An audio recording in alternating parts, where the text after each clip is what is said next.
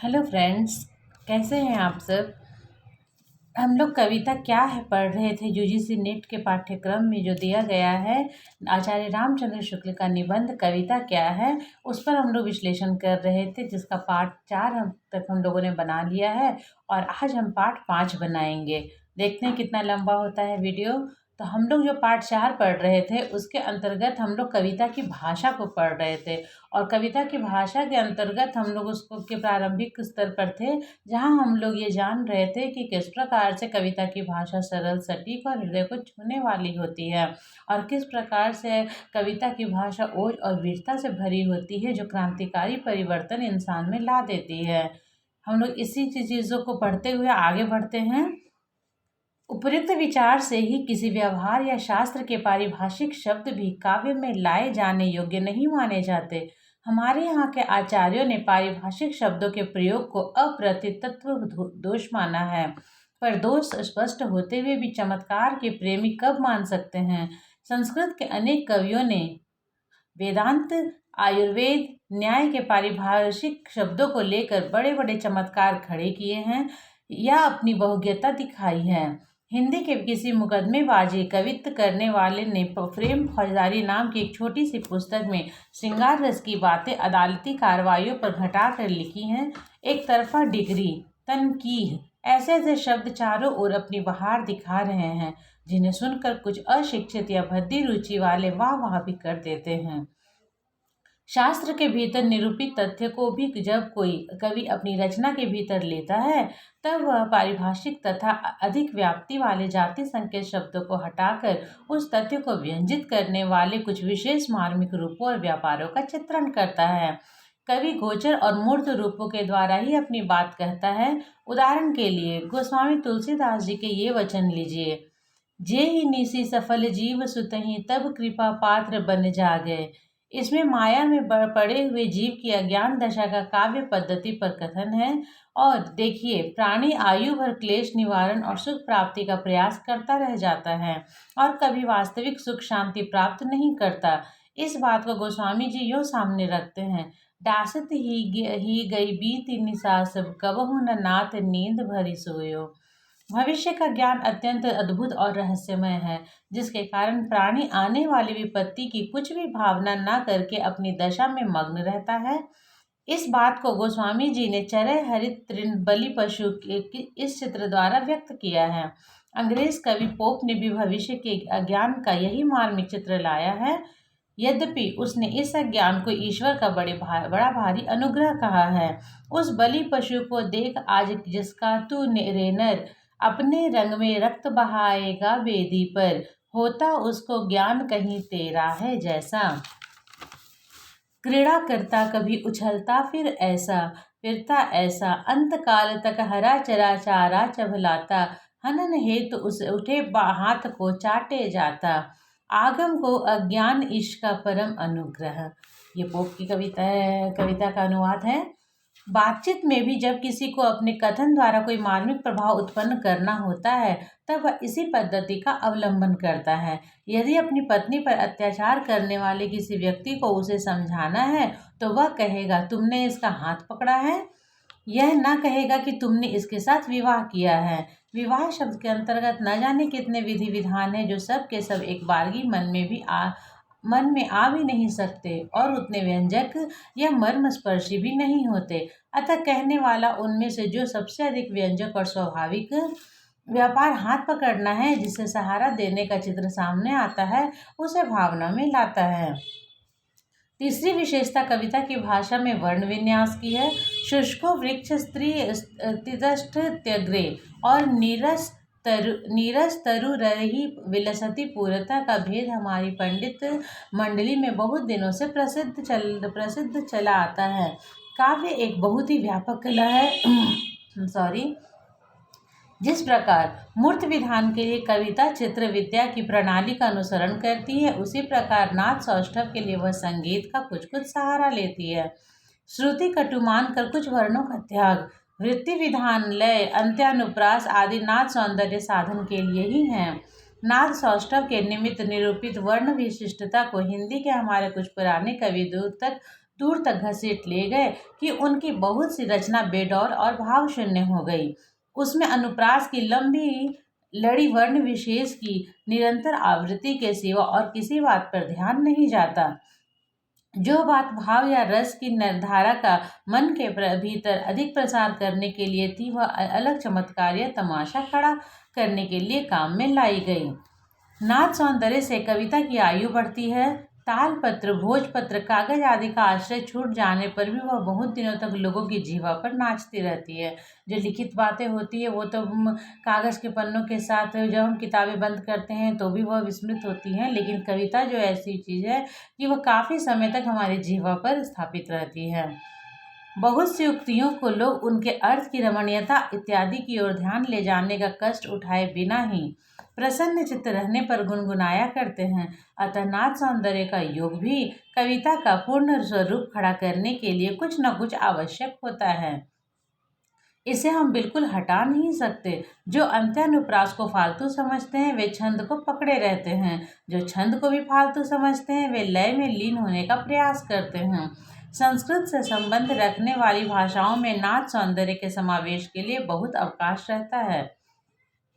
अतः अंग्रेजी आदि अन्य भाषाओं की देखा देखी जिनमें इसके लिए कम जगह है, अपनी कविता को हम विशेषता से वंचित कैसे कर सकते हैं।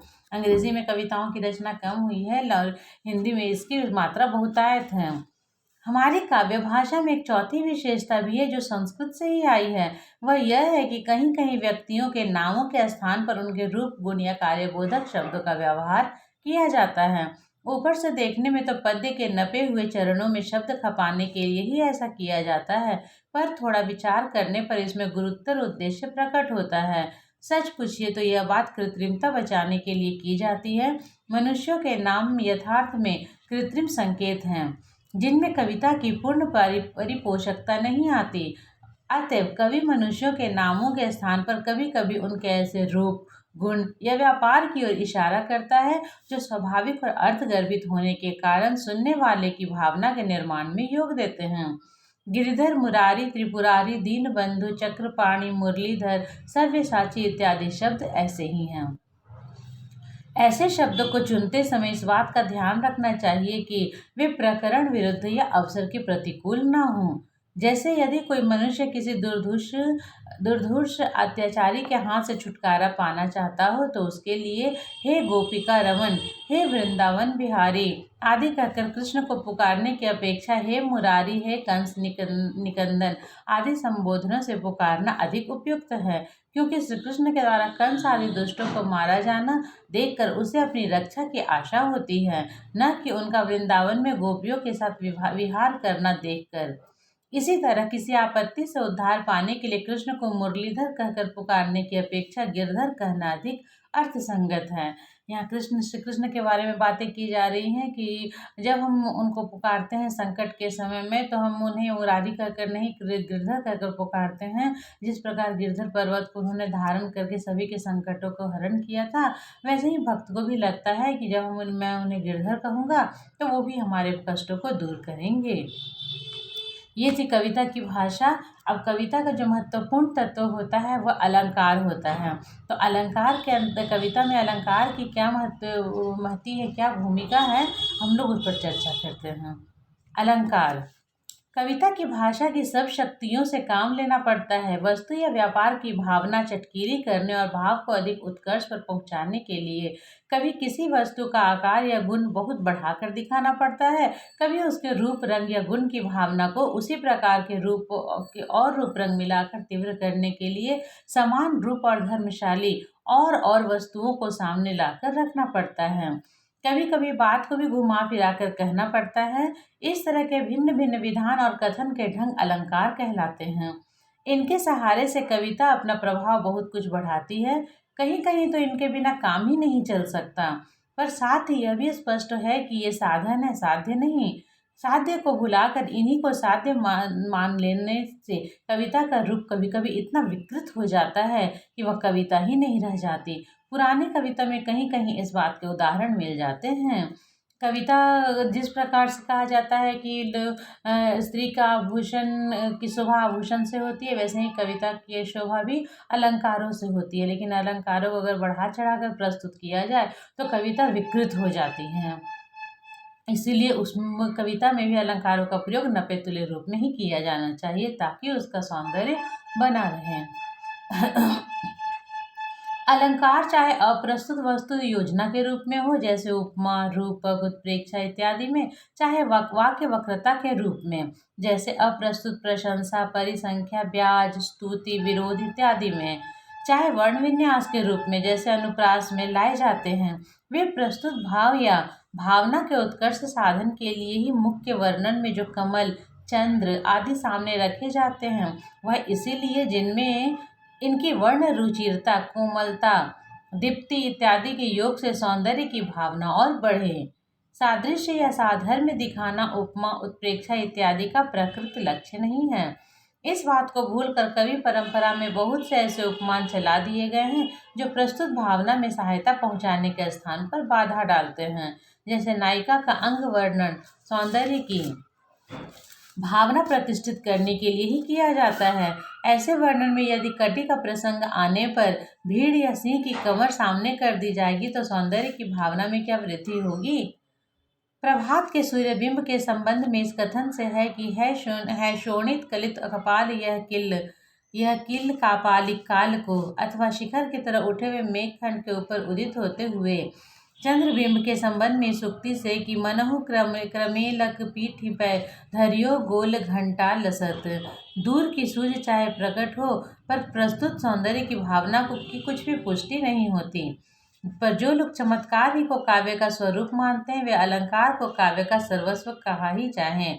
चंद्रलोकाकार तो यह कहते हैं, अंग करोति यह काव्यम शब्दार्थान वर्णलंकृति, असौ न मन्यते कस्मादनुष्ण मनलंकृति। भरत मुनि ने रस की प्रधानता की ओर ही संकेत किया था, पर भामा, उद्भट आदि कुछ प्राचीन आचार्यों ने वैचित्र का पल्ला पकड़कर अलंकार को प्रधानता दी। इनमें बहुतेरे आचार्यों ने अलंकार शब्द का प्रयोग व्यापक अर्थ में रस, रीति, गुण आदि काव्य में प्रयुक्त होने वाली सारी सामग्री के अर्थ में किया है। पर ज्यों ज्यों शास्त्रीय विचार गंभीर और सूक्ष्म होता गया, त्यों त्यों साध्य और साधनों को विविक्ति करके काव्य के नित्य स्वरूप या मर्म शरीर को अलग निकालने का प्रयास बढ़ता गया। रुद्रट और मम्मट के समय से ही काव्य का प्रकृत स्वरूप उभरते उभरते विश्वनाथ महापात्र के साहित्य दर्पण में साफ ऊपर आ गया। प्राचीन गड़बड़झाला मिटे हुए बहुत दिन हो गए। वर्ण वस्तु और वर्णन प्रणाली बहुत दिनों से एक दूसरे से अलग कर दी गई है। प्रस्तुत अप्रस्तुत के भेद ने बहुत सी बातों के विचार और निर्णय के सीधे रास्ते खोल दिए हैं। अब यह स्पष्ट हो गया है कि अलंकार के प्रस्तुत वर्ण वस्तु नहीं, बल्कि वर्णन की भिन्न भिन्न प्रणालियां हैं, कहने के खास खास ढंग हैं। पर प्राचीन अव्यवस्था के स्मारक स्वरूप कुछ अलंकार ऐसे चले आ रहे हैं जो वर्ण वस्तु का निर्देश करते हैं और अलंकार नहीं कहे जा सकते। जैसे स्वभावोक्ति, उदात्त, अतियुक्ति। स्वभावोक्ति को लेकर कुछ अलंकार प्रेमी कह बैठते हैं कि वह प्रकृति का वर्णन भी तो स्वभावोक्ति अलंकार ही है, पर स्वभावोक्ति कोटि में आ ही नहीं सकती। अलंकार वर्णन करने की प्रणाली है। चाहे जिस वस्तु या तथ्य के कथन को हम किसी अलंकार प्रणाली के अंतर्गत ला सकते हैं, किसी वस्तु विशेष से किसी अलंकार प्रणाली का संबंध नहीं हो सकता, किसी तथ्य तक वह परिमित नहीं रह सकती। वस्तु निर्देश अलंकार का काम नहीं, रसभास व्यवस्था का विषय है। किन किन वस्तुओं, चेष्टाओं या व्यापारों का वर्णन किन किन रसों के विभावों और अनुभावों के अंतर्गत आएगा, इसकी सूचना रस निरूपण के अंतर्गत ही हो सकती है।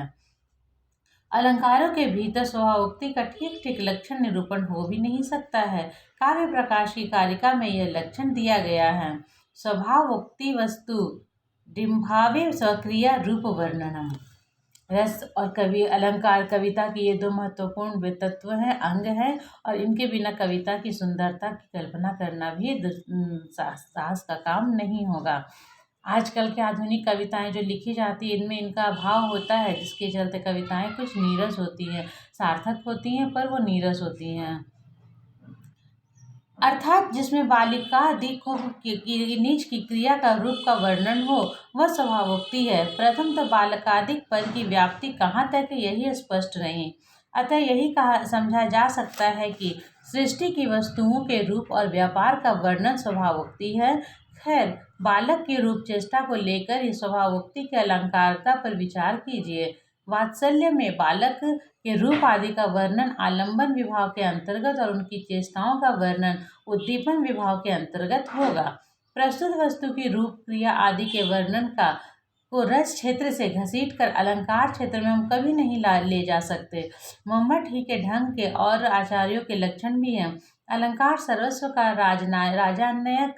राजानक रुय्यक कहते हैं। सूक्ष्म वस्तु स्वभाव यथा वर्णनम स्वभावोक्ति। आचार्य दंडी ने अवस्था की योजना करके यह लक्षण लिखा है। नानावस्थम पदार्थानां रूपम साक्षात् विवर्णवर्ती स्वभावोक्तिश्च जातिश्च इत्याद्या सालंकृत्यर्था। बात यह है कि स्वभावोक्ति अलंकारों के भीतर आ ही नहीं सकती। वक्रोक्तिवादी कुंतल ने भी इसे अलंकार नहीं माना है। जिस प्रकार एक कुरूप स्त्री अलंकार लादकर सुंदर नहीं हो सकती, उसी प्रकार प्रस्तुत या तथ्य की रमणीयता के अभाव में अलंकारों का ढेर काव्य का सजीव स्वरूप नहीं खड़ा कर सकता। केशव दास के 2500 पद्य ऐसे रखे जा सकते हैं जिनमें यहाँ से वहाँ तक उपमाएं और उत्प्रेक्षाएं भरी हैं। शब्द सामयिक बड़े खेल तमाशे जुटाए गए हैं, पर उनके द्वारा कोई मार्मिक अनुभूति नहीं उत्पन्न होती। इन्हें कोई सहृदय या भावुक काव्य न कहेगा। आचार्यों ने भी अलंकारों को काव्य शोभाकर शोभातिशायी आदि ही कहा है। महाराज भोज भी अलंकार को अलम अर्थम अलंकृतम ही कहते हैं। पहले से सुंदर अर्थ को ही अलंकार शोभित कर सकता है। सुंदर अर्थ की शोभा बढ़ाने में जो अलंकार प्रत्युक्त नहीं, वे काव्य अलंकार नहीं। वे ऐसे ही हैं जैसे शरीर पर से उतार कर किसी अलग कोने में रखा हुआ गहनों का ढेर। किसी भाव या मार्मिक भावना से असंपृक्त अलंकार चमत्कार या तमाशे हैं। चमत्कार विवेचन पहले ही हो चुका है। अलंकार है क्या? सूक्ष्म दृष्टि वालों ने काव्यों के सुंदर सुंदर स्थल चुने और उनकी रमणीयता के कारणों की खोज करने लगे। वर्णन शैली या कथन की पद्धति में ऐसे लोगों को जो जो विशेषताएं मालूम होती गईं, उनका वे नामकरण करते गए। जैसे विकल्प अलंकार का निरूपण पहले पहल राजानक रुय्यक ने किया। कौन वह कह सकता है कि काव्यों में जितने रमणीक स्थल है सब ढूंढ डाले गए। वर्णन की जितनी सुंदर प्रणालियां हो सकती हैं, सब निरूपित हो गई, अथवा जो जो स्थल रमणीय लगे उनकी रमणीयता का कारण वर्णन प्रणाली ही थी। आदि काव्य रामायण से लेकर इधर तक के काव्यों में न जाने कितनी विचित्र वर्णन प्रणालियां भरी पड़ी हैं, जो न निर्दिष्ट की गई हैं और न जिनके कुछ नाम रखे गए हैं। तो ये बातें थी कविता की भाषा और कविता में अलंकार और रस के महत्ता पर हम लोगों ने आज चर्चा किया है। आगे के वीडियो में आइए, हमारा पार्ट जो 5 था वो कंप्लीट हुआ है और आगे हम पार्ट 6 तैयार करेंगे कविता पर अत्याचार। यहाँ से हम लोग इसकी शुरुआत करेंगे। आज का वीडियो मैं यहीं समाप्त करती हूँ। मुझे आज्ञा दीजिए। धन्यवाद।